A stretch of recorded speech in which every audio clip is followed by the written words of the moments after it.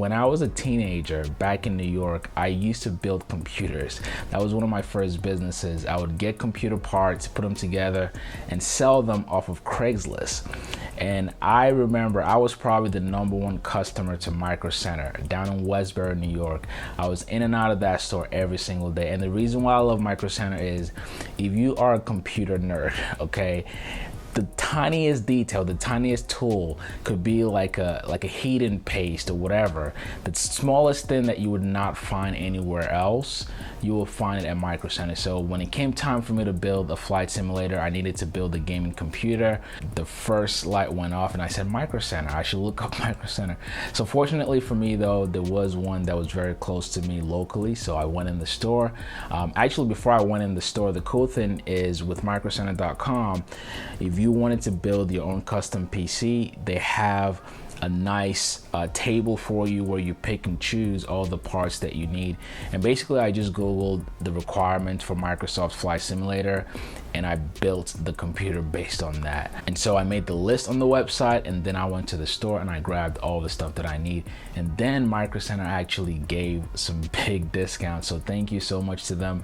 They really made this happen. And guys, if you are looking to either build your own computer or flight simulator or just anything regarding computers, definitely check out microcenter.com. They're amazing. And then moving forward, also I wanted to build something with somewhat realistic avionics, and I researched, I asked around, and I was advised to go through Real Sim Gear. So Real Sim Gear, they make really cool avionics for flight simulator. And for me, you know, in my actual airplane, we've got the G3X Touch and we've got the GTN 650. Unfortunately, I couldn't find a G3X Touch model anywhere.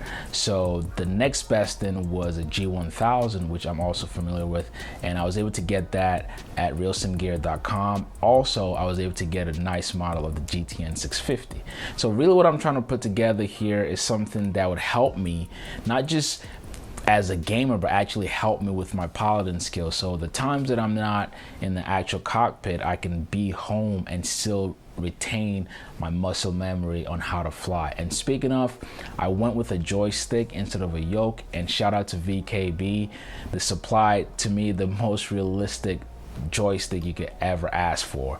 So I went with the Gunfighter MK3. I'm gonna put a list of all of the parts involved with this build, and again, I'm gonna be making more videos with it. So I wanted to say thank you to all the players that were involved with this build. Next Level Racing, they sent me this really cool cockpit setup, and it's been really amazing just to put this thing together. And normally these are actually used to race cars. If you're into car racing games, this is dope. But the perfect thing is that you can always turn it into a cockpit setup, which is what I did here. So shout out to nextlevelracing.com. Guys, be sure to check them out.